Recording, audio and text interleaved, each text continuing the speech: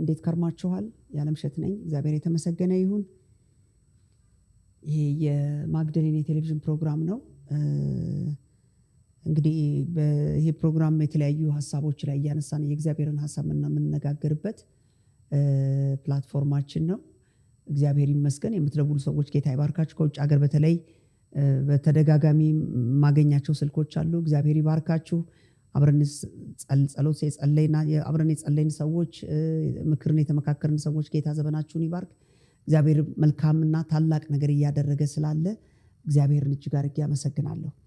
ክብር ለጌታ ለአምላካችን ይሁን። ዩቲዩብ ላይ ዶክተር ያለምሸት ብላችሁ ብትፈልጉ ብዙ የቀደሙ ቪዲዮዎችን ታገኛላችሁ። ላይክ ሼር ብታደርጉት እንደዛው ደግሞ ያው ሚዲያችን ከፍ ይላል። ብዙ ሰዎች ደግሞ ይህን አገልግሎት መጠቀም ይችላሉ። ከኛም ጋር አብረን ደግሞ የእግዚአብሔርን መንግስት ስራ ደግሞ አብረን እናገለግላለን። ክብር ለጌታ ለአምላካችን ይሁን። ከእግዚአብሔር ቃል ዛሬ አንስቼ ልነጋገር ከእናንተ ጋር የፈለኩት በጣም የተገረምኩበት ማለት እኔ በተለይ በእነዚህ ባለፉት ወራቶች የተጠቀምኩበት እና ደግሞ በጣም ወሳኝ የሆነ ሰማያትን ያቆመ ምድርን ያጸና የእግዚአብሔር ሐሳብ ነው። እሱም ደግሞ ምንድነው? በእግዚአብሔር ድምጽ መኖር የሚል ነው። ክብር ለጌታ ይሁን። በእግዚአብሔር ድምጽ መኖር በቃ ዶክተር ይሄን ነገር እንዴት ልትይቻል ሰው በድምጽ እንዴት ይኖራል ምናልባት የሚል ሰው ሊኖር ይችላል። የሚገርማችሁ ነገር የምንኖርበት ዓለምን ስንመለከት ብዙ ድምጾች ያሉበት ዓለም ላይ ነው የምንኖረው። ከድምጽ ውጭ ልንሆን አንችልም። በተለይ አሁን የሶሻል ሚዲያ የቴክኖሎጂ የዲጂታል ዘመን ስለሆነ ወደድንም ጠላንም ያለ ድምጽ አንኖርም። ክብር ለጌታ ይሁን። ማንፈልጋቸው ድምጾች ማንፈልጋቸው መልእክቶች ሳንፈልግ በእጃችን ላይ በያዝነው እንኳን ሴልፎናችን ላይ ይመጣል። የማንፈልገው ያልተዘጋጀንበት ና ብለን ያልጠራነው ይመጣል። ከዛም ውጭ ደግሞ ሶሻል ሚዲያዎቻችን ላይ የማናየው የማንሰማው የማናየው ተአምር የሌለበት ዘመን ላይ ደርሰናል። ለምንድነው? እኔ ምን ተረዳሁኝ? ይሄን ሳይ የድምጽን አስፈላጊነት ተመለከትኩኝ። በቃ ለካ ሰውን ለካ ከአንድ ቦታ ወደ አንድ ቦታ ሞቢላይዝ የሚያደርግ ወይም የሚያንቀሳቅስ የሆነ ድምጽ ያስፈልጋል ማለት ነው። አይታችሁ እንደሆነ ይሄንን ብዙ ሰዎች ፖለቲከኞች ይጠቀሙበታል፣ የቢዝነስ ሰዎች ይጠቀሙበታል፣ ፕሮሞሽኖች ይሰራሉ፣ ድምጻቸውን ከፍ አድርገው ያሰማሉ። ያለኝ ይሄ ነው የሌላቸውን ይናገራሉ። ምናልባት የሚናገሩት ወይም የሚያስተላልፉት መልእክትና ድምጽ ትክክለኛ መሆኑ ብቻ አይደለም የሚያስፈልገው፣ ግን ገዢ ሐሳብን የያዘና የነሱን ፍላጎት ወደ ማህበረሰቡ ለማስረጽና ተሰሚነት ለማግኘት ሊሆን ይችላል። የገበያቸው ቢዝነሳቸው ደግሞ ገበያ ተኮር ስለሆነ ገበያቸውን ከፍ ለማድረግ ሊሆን ይችላል። ፖለቲከኞችም ብዙ ሰዎችን በእነሱ ፖለቲካ አስተሳሰብ ሰዎችን ይዞ ሰዎችን ወደ እነሱ ለማምጣት ሊሆን ይችላል። ግን ዞሮ ዞሮ እንደዚህ አይነት ነገሮች በጣም አስፈላጊ የሆኑበት ዘመን መጥቷል። ዛሬ ሴልፎናችንን ከፍተን እኮ ስለ አንድ ጉዳይ ምንም ሰው ሁሉ መጠየቅ እስከሚያስፈልገን እስከማይመስል ድረስ ጎግላችንን ከፍተን እኮ ብዙ ነገሮችን ማወቅ የምንችልበት ደግሞ አርቲፊሻል ኢንተለጀንስ የተባለው ደግሞ ኤአይ ከመጣም በኋላ ብዙ ነገሮችን ከዛ እያገኘን ዝም ብለን ላይፋችንን እንድንቀጥል በቂ ነገር ያገኘን እስኪመስለን ድረስ የህይወት ምሪቶችን እንኳን በድፍረት የምንጠይቅበት ዘመን ላይ መተናል። የሚገርማችሁ ነገር ይሄ ዘመናችን እያደገ ዴቨሎፕ እያደረግን በመጣን ቁጥር አብሮ የመጣ ቴክኖሎጂውና ዲጂታል ዓለሙ የሰጠን ነገር ነው። ይሄ ሙሉ ለሙሉ ጥሩ ነው ብዬ ባልልም ለተወሰኑ ነገሮች ጠቃሚ ቢሆንም ግን ለህይወት ግን ጠቃሚ አይደለም። ለህይወት የሚያስፈልግ ሌላ ድምጽ ስላለ ክብር ለጌታ ይሁን። ለህይወታችን እግዚአብሔር በእኛ ውስጥ ያሰበውን ሐሳብ ለመኖርና በዛ አላይመንት ውስጥ ሆነን የእግዚአብሔርን አጀንዳ ፈጽመን ህይወታችንን ወደ ተባረከው ተስፋ ለማድረስ የሚያስፈልገን የሚዲያ ድምጽ አይደለም። የእግዚአብሔር ሰዎች ወይም ደግሞ በዚህ በአርቲፊሻል ኢንተለጀንስ ቴክኖሎጂ የምናገኛቸው ዕውቀት ተኮር ነገሮች ሪያሊቲ የሚመስሉ ነገሮች አይደሉም። ለህይወታችን የሚጠቅመን የእግዚአብሔር ድምጽ ነው። ክብር ለጌታ ይሁን። ዛሬ ይህንን ነው አትኩሬ ልነግራችሁ። እኔ በዚህ ወራቶች ውስጥ በድምጽ መኖርን ጌታ እያስለመደኝ ስለሆነ ማለት ነው። ያ ማለት በሌላ መንገድ ምን ማለት ነው? በራሳችን ሐሳብ ላለመመራት ማለት ነው። በራሳችን ሐሳብ ላለመደገፍ፣ በምንሰማው ድምጽ ውስጥ ላለመወሰድ፣ በጓደኛ ወይም በተመሳሳይ በፒሮቻችን በስራ ባልደረቦቻችን የሚመጡ ድምጾች እነሱ የህይወት ዋስትና ስለማይሰጡን ዛሬ የህይወት ዋስትና ለህይወታችን የሚሰጠውን የእግዚአብሔርን ድምጽ እንደሆነ ለመናገር ፈልጌ ነው። በእነዚህ ወራቶች ውስጥ በጣም ስለተጠቀምኩ እግዚአብሔር በዚህ በጣም እያሰለጠነኝ ስላለና ድምፁን ደግሞ መለየት እንድችል እግዚአብሔር እያደረገ ስላለ ከኪሳራ እያዳነኝ ስላለ የእግዚአብሔር ድምፅን ምሪት መስማትና መሄድ ለአሁንና ለሚመጣውም ዘመን ጠቃሚ ስለሆነ ክብር ለጌታ ይሁን። ማትረፊያ ስለሆነ እኔ ወገኖቼ የእግዚአብሔርን ድምፅ ዛሬ ለይተን በድምፁ መመላለስ መኖርን ትልቅ አጀንዳ እንድናረግ ፈልጌ ነው። እንግዲህ ይሄንን ካልኩኝ እንግዲህ ይሄን ስላችሁ እግዚአብሔር በዘመናት መካከል የሚናገር አምላክ ነው። ተመልከቱ። ድምፅ ስንል ሶርስ ያስፈልገዋል፣ የሚመጣበት መነሻ ያስፈልገዋል አይደል? ድምፅ ኳኳታም ከሆነ ኳኳታው የመጣበት እኮ ምንጭ አለው። ውሆች የውሃ ድምፅ ስንሰማ እኮ መነሻ አለው። የትኛውም ድምፅ መነሻ አለው። ድምፅ ሆኖ ሲመጣ ማለት በእኛ ጆሮ ላይ መጥቶ መልእክትን ማስተላለፍ እስኪችል ድረስ የሚነሳበት መነሻ አለው። ሞባይል ፎናችንን ካልከፈት ነው በስተቀር እኮ እነዛን ድምፆች አናገኛቸውም። ከዘጋ ነው ሸት ኦፍ ካረግን አናገኝም። ግን ኦን ከሆነን ግን ድምፆች ወደኛ ይመጣሉ። እንግዲህ ወደ መንፈሳዊ ነገር ሳመጣ ከህይወታችን ጋር ተያይዞ የእግዚአብሔር ድምፅ ወሳኝ ነው ልላችሁ ነው የምፈልገው ዛሬ። እግዚአብሔር በዘመናት መካከል የሚናገር አምላክ መሆኑ ትልቅ ዋስትናችን ነው ማለት ነው። እግዚአብሔር የሚታይ ማለት ሕያው አምላክ ሆኖ በማይታየው ዓለም ውስጥ የሚገዛ አምላክ ነው። ክብር ለጌታ ይሁን። በሚታየውና በማይታየው ዓለም ላይ እግዚአብሔር ፈጣሪ ነው፣ አምላክም ነው፣ ገዥም ነው። ስለዚህ እግዚአብሔር በዘመናት መካከል በፍጥረት መካከል ድምፁን እያሰማ ነው የሚኖረው። ድምፁን እያሰማ የሚኖር አምላክ ነው። እግዚአብሔር እንዴት ነው ድምፁን የሚያሰማው የሚለውን ነገር ቀጥለን ልናይ እንችላለን። ግን በመሰረተ ሐሳቡ የምንስማማው እግዚአብሔር በዘመናት መካከል ተናጋሪ አምላክ ነው። ይህንን በመጽሐፍ ቅዱስ በዘፍጥረት ምዕራፍ 1 ጀምረን ገና በፍጥረት መጀመሪያ ብንመለከት ዘፍጥረት ምዕራፍ 1:3 ላይ እንደዚህ ይላል። ገና በፍጥረት መጀመሪያ ገና ምድር ባዶ በነበረችበት ጊዜ ጨለማም በጥልቁ ላይ ነበረ ይላል። የእግዚአብሔር መንፈስ በውሃው ላይ ሰፎ በነበረበት ጊዜ ይልና ቁጥር 3 እግዚአብሔር ብርሃን ይሁን አለ ይላል። ክብር ለጌታ ይሁን። ይሄ በዓለም ገና የዓለም ፍጥረት የምድር ሁኔታ በዚህ ሁኔታ ውስጥ ገና ሆኖ እያለ ምድር ምን ትጠብቅ ነበር? የሆነ ድምፅ ትጠብቅ ነበረ። ጨለማ ነበረች ይላል። ባዶ ነበረ ይላል። ምንም ነገር ፍጥረት ነገር አልጀመረም። ምንም የመጣ ነገር አልነበረም። ባዶ ናት። የሆነ ድምፅ ትጠብቅ ነበር ምድር። ክብር ለጌታ ለአምላካችን ይሁን።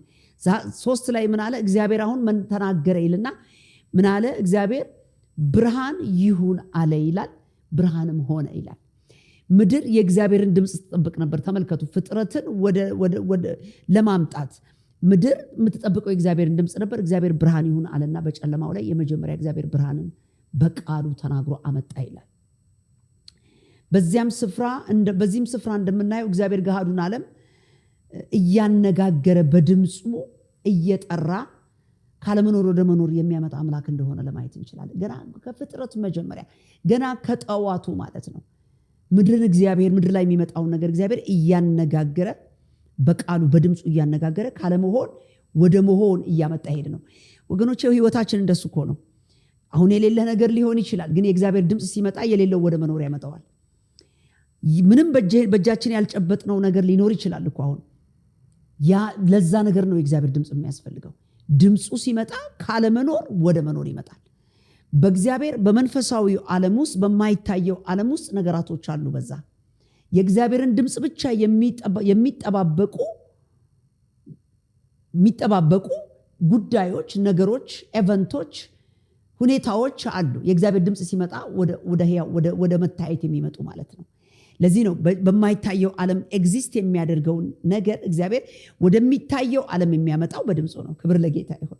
በህይወታችንም ውስጥ አሁን ያላየናቸው አሁን የሌሉ ነገር ግን ሊሆኑ የሚገባቸው ነገሮች ስለሌሉ አይደለም፣ የእግዚአብሔር ድምፅ እስኪመጣባቸው ድረስ ነው ለማለት ፈልጌ ነው።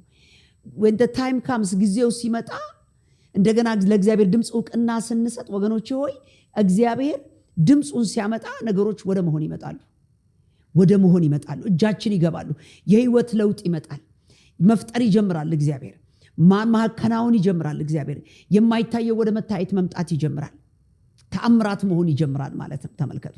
ስለዚህ ወገኖቼ ሆይ የምንጠብቀው የሰው ድምፅ እስኪመጣልን እንዳይሆን ለማለት ነው። ዛሬ ሰውየው ፈቃደኛ ሆኖ ይሁንልህ እስኪለን ድረስ አይደለም የምንጠብቀው።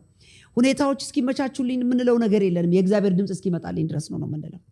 እግዚአብሔር በነገሮቻችን ላይ በኢየሱስም ድምፁን ያምጣልን። እግዚአብሔር ሆይ ምን ትላለህ ማለት ይገባል። እንግዲህ እግዚአብሔርን ድምጽ ለመስማት እግዚአብሔር ሆይ በዚህ ጉዳይ ላይ እከሌ ምን ይላል አይደለም፣ ገንዘቤ ምን ይላል በገንዘቤ ላርግበትም አይደለም። የእግዚአብሔር ድምጽ እግዚአብሔር ስለዚህ ጉዳይ ምን ይላል፣ እግዚአብሔር በውስጤ ስላሰብኩት ነገር ምን ትላለህ ስንል የእግዚአብሔርን ድምጽ ማነሳሻ ይሆነልናል ወገኖች ሆይ። ስለዚህ ያለ ድምጽ መኖር አንችልም። እግዚአብሔር በዘመናት ተናጋሪ አምላክ ነው። ዓለማትን ሲያዘጋጅ ገና ከፍጥረት መጀመሪያ እግዚአብሔር በድምጹ ነው ካለመሆን ወደ መሆን ያመጣው። እቺን ሐሳብ ብቻ ዛሬ ብትይዙልኝ ብዙ ነገር ትጠቀማላችሁ። አሁን እጅ ላይ የሌለ የምትከራከርበት ነገር ነገና ተነገ ወዲያ ይሆንልኛል ብለን የምናስበው ነገር ስለሌላ አይደለም ወገኖች ሆይ። የእግዚአብሔር ትእዛዝ እስኪያመጣበት ድረስ ነው። የእግዚአብሔር ይሁንታ እስኪመጣ ድረስ ነው። እግዚአብሔር ይሁን ካለ ሁሉም ሆነ ነው። ክብር ለእግዚአብሔር ለአምላካችን ይሁን። ቁጥር 25 ላይ እዛው ዘፍጥረት ምዕራፍ 1 ቁጥር 25 ላይ እንደዚህ ይላል። እስከዛ ቦታ ላይ ምን ያደርጋል እግዚአብሔር? የምድርን አራዊቶች አለ እንደ ወገኑ፣ ተመልከቱ፣ እንስሳትን እንደ ወገኑ፣ በመሬት የሚንቀሳቀሱትን እንደ ወገኑ አደረገ ይላል። ሌላ ታምር አልፈጠረም፣ ሌላ ነገር አላደረገም። እግዚአብሔር ጠራቸው፣ መጡ ነው የሚለው። ክብር ለጌታ ይሁን። ባህርን ሞሉ ይላል።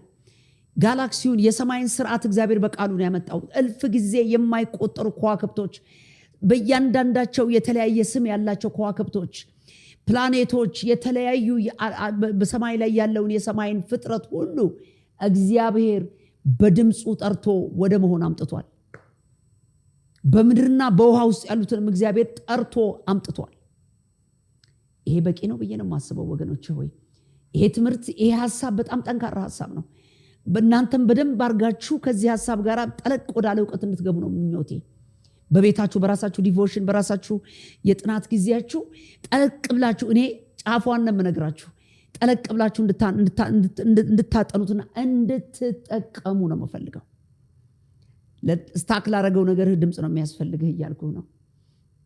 ግራ ለተጋባህበት ነገር የሰውየው ፊት ሲስቅ ማየትና ሲኮሳተር ሲጨልምብህ እሱ መጠባበቅ አይደለም፣ ድምፅ ነው የሚያስፈልገህ። ከሰማይ የእግዚአብሔር ድምፅ ከመጣ ወገኖች ሆይ የማይሆን ነገር የለም። የእግዚአብሔር ድምፅ መፍጠር ይችላል፣ የሌለውን ነገር እንኳን መፍጠር ስለሚችል ማለት ነው። ዘፍጥረት ምዕራፍ 1 ላይ ያለው ስቶሪ እሱን ነው የሚያሳየን። እግዚአብሔር ፈጣሪ አምላክ እንደሆነ፣ እግዚአብሔር ድምፁን ካሰማ የማይንቀጠቀጥ ለሱ የማይገዛ ነገር ስለሌለ፣ መልካም ነገር ብቻ ፈልግ የእግዚአብሔር ሰው። እንደ እግዚአብሔር ፈቃድ እንደ እግዚአብሔር ሐሳብ የምንፈልጋቸውንና የምንጠባበቃቸው ነገሮቻችን ላይ እግዚአብሔር ድምፅ ያምጣልን። ዛሬ በኢየሱስ ስም ድምፁ ይምጣ። የእግዚአብሔር ድምፅ ከመጣ የማይሆን ነገር የለም። እንግዲህ መጽሐፍ እግዚአብሔር በዘመናት መካከል ይናገራል ይልና ነገር ግን ሰው ምን አያረግም? አያስተውልም ይላል። የምንተላለፈው እዚህ ጋር ነው። የእግዚአብሔር ሰዎች፣ እግዚአብሔር ተናጋሪ አምላክ ነው። ሰማይን ያነጋግራል፣ እግዚአብሔር ምድርን ያነጋግራል፣ እግዚአብሔር ፍጥረትን ያነጋግራል፣ እግዚአብሔር ግዙን ዓለም ያነጋግራል፣ ተራራውን ያነጋግራል። እግዚአብሔር የከበደህን ነገር እግዚአብሔር በሽታን ያነጋግራል። እግዚአብሔር ድምፅ የማያመጣበት ነገር በምድር ላይ የለም። ግን ሰው ግን አያስተውልም ነው የሚለው። እግዚአብሔር ሳይናገር ቀርቶ አይደለም፣ ግን ሳናስተውል ቀርተን ነው። ምን ብሎሃል እግዚአብሔር? በህልም ሊነግርህ ይችላል፣ በእግዚአብሔር ሰዎች ሊነግርህ ይችላል፣ በቃሉ ሊነግርህ ይችላል፣ በመንፈሳችን ውስጥ ደግሞ መንፈሱን አምጥቶ ሊነግረን ይችላል። ግን ሰው አያስተውልም ይላል። እኛና ነገሮቻችን ምናልባት ያልተገናኘንበት ምክንያት አንደኛው ድምፁን ስላላስተዋልን እንዳይሆን ብዬ ሰጋለሁ። ህይወቴ እንደዛ ስለሆነ እኔ በህይወቴ ውስጥ የሚገጥሙኝ ነገሮች ህይወት መንፈሳዊ ስለሆነ እያንዳንዱ ነገር ከመንፈሳዊ ዓለም ጋር ኮኔክትድ ስለሆነ ተያያዥነት ስላለው በቀላል አይተን የምናልፈው አይደለም። የእግዚአብሔር ሰዎች በግንኙነት መካከል አንዳንድ ነገር ሲበላሽብን በመንፈሳዊ እይታ ማየት ይጠበቅብናል። በስጋ እያየን በልምድ እያየን በሁኔታ እያየን ተጠቃሚ ሳንሆን እንዳንቀር ዛሬ በእኔና በእናንተ ህይወት ላይ የእግዚአብሔር ድምፅ እንዲከብድ ነው የምፈልገው። ያንን የከበደ የእግዚአብሔርን ድምፅ ደግሞ እንዳናልፈው፣ ሰው አያስተውልም እንደተባለ ሳናስተውል እንዳንቀር እግዚአብሔር ከተናገረ ኃላፊነት ስለሚወስድ ማለት ነው። ሰው ተናግሮ እንኳን ለተናገረው ነገር ኃላፊነት አይወስድም። ትናንትና እንዲያደርግልሃለሁ ብሎ እኮ ላለው ቃል እንኳን ኃላፊነት አይወስድም። ለገባው ቃል ኪዳን ለፕሮሚሱ ኃላፊነት አይወስድም። እግዚአብሔር ግን ኃላፊነት የሚወስድ አምላክ ነው። በዘመናት መካከል እግዚአብሔር ከብሉይ ኪዳን እስከ ራእይ መጨረሻ ላይ ብታነቡ ተስፋውን የሚጠብቅ አምላክ ነው። ተናግሮ በማድረግ የሚታወቅ አምላክ እግዚአብሔር ብቻ ነው። ብዙዎች ተናግረው አላደረጉም። ቃል ኪዳን ገብተው ቃል ኪዳን አልጠበቁም፣ አፍርሰዋል። ብዙ ስብራቶች፣ ብዙ ሐዘኖች፣ ብዙ ትካዜዎችን አስተናግደናል በህይወታችን ውስጥ። ነገሮች እንደጀመርናቸው ሳይቀጥሉ ልንቀርተው እኮ እናውቃለን። ስንጀምር የነበረው አትሞስፌር ነገርና በመሐከልና የሄድን ስኔት ተበላሽቶ እኮ እናውቃለን። ለምን እንደው ታውቃላችሁ? ሰው በሐሳቡ የሚጸና በቃል ኪዳኑ የሚጸና ስላልሆነ እኮ ነው። እግዚአብሔር ግን እንደሱ አይደለም። ከተናገረ ያደርጋል፣ ይፈጽማል። ስለዚህ ወገኖች ሆይ የእግዚአብሔር ድምፅ ያስፈልገናል።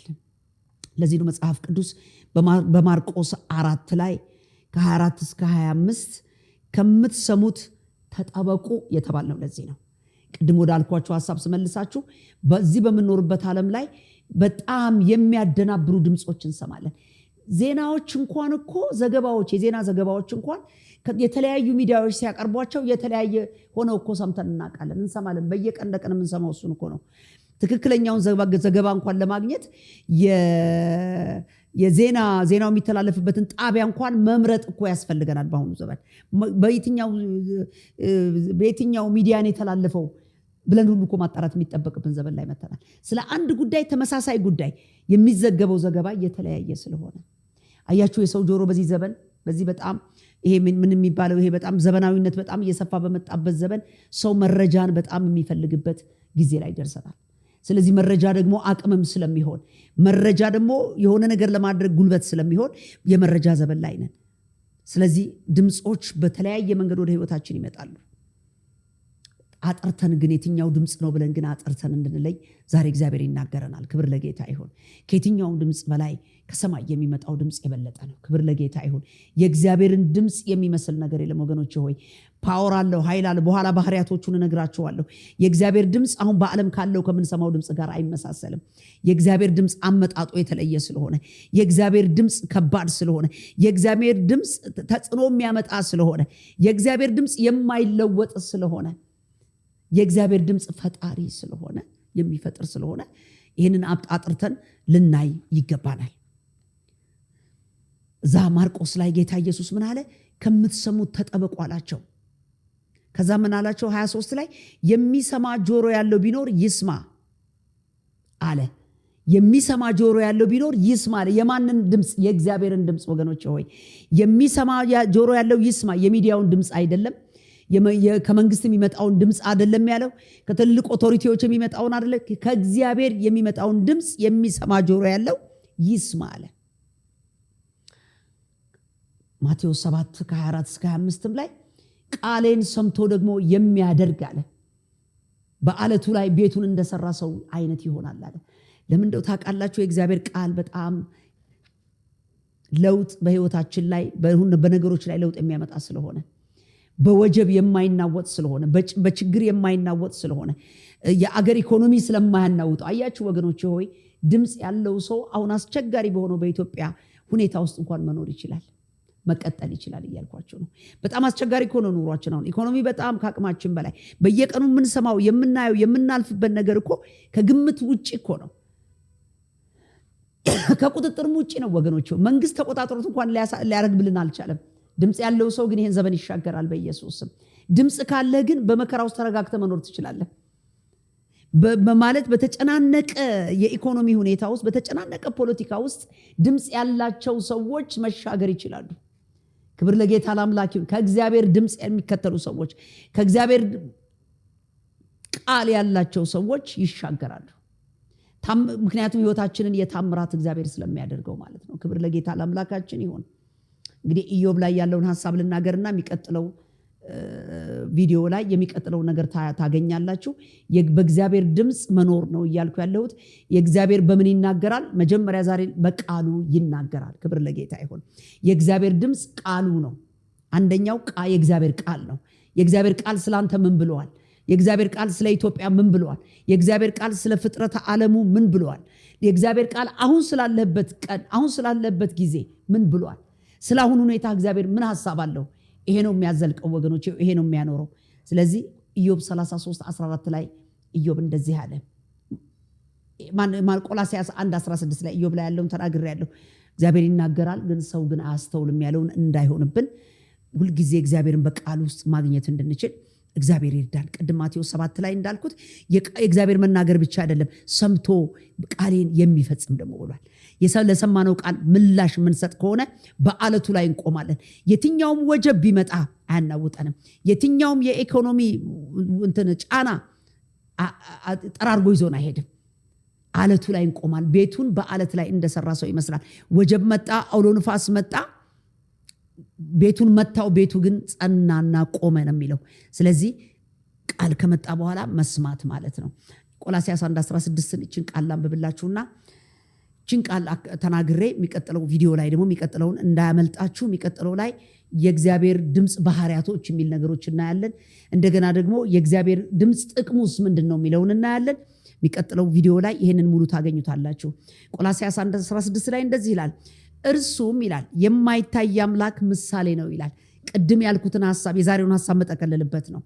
የማይታይ አምላክ ምሳሌ ነው፣ የሚታዩትንና የማይታዩትም ይላል ዙፋናት ቢሆኑ፣ ተመልከቱ፣ ጌትነቶች ቢሆኑ፣ አለቅነት ቢሆኑ፣ ዓለማት ቢሆኑ፣ በሰማይና በምድር ያሉት ሁሉ በእርሱ ተፈጥረዋል ይላል። በፍጥረት ሁሉ ከሁሉ በፊት በኩር ነው፣ ሁሉ በእርሱና ከእርሱ ተፈጥሯልና ይላል። አያችሁ፣ ዓለም የምትቆመው በእግዚአብሔር በፈጣሪዋ ድምፅ ብቻ ነው። በእግዚአብሔር ቃል ነው የምትኖረው።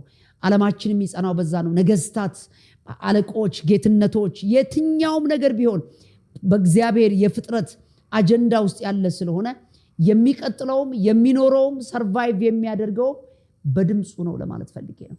ምድር የእግዚአብሔር ድምፅ ሁልጊዜ ያስፈልጋታል። ምድር ሆይ ስሚ እንደምትባለው ማለት ነው። ምክንያቱም ምን ይላል? እሱ ከፍጥረት ሁሉ በኩር ነው ይላል። መጀመሪያ ስለነበረ ዘመን ስለማይቆጠርለት እግዚአብሔር አሁንም ያለ ለዘላለም የሚኖር እሱ ስለሆነ ሁሉን የፈጠረ እሱ ስለሆነ ሁሉ በእርሱና ለእርሱ ነው። ስለዚህ ለእግዚአብሔር ድምፅ የማይታዘዝ ፍጥረተ ዓለም የለም ማለት ነው። ለዚህ ነው ወገኖች ይልቁን እኔና እናንተ ደግሞ በመልኩና በምሳሌው የተፈጠርን ሰዎች የእግዚአብሔር ድምፅ በጣም የሚያስፈልገን፣ በድምፁ መውጣትና መግባት መኖሪያችን የእግዚአብሔር ቃል እንዲሆን የሚያስፈልገው ለዚህ ነው። የሚቀጥለው ቪዲዮ ላይ የሚቀጥሉትን የእግዚአብሔር ድምፅ ባህሪያቶችን፣ ለምን የእግዚአብሔር ድምፅ ያስፈልገናል የሚሉትን ነገሮች የሚቀጥለው ቪዲዮ ላይ እመጣለሁ። በዛ ሙሉ ይሆንላችኋል። ጌታ ይባርካችሁ። ተባረኩ።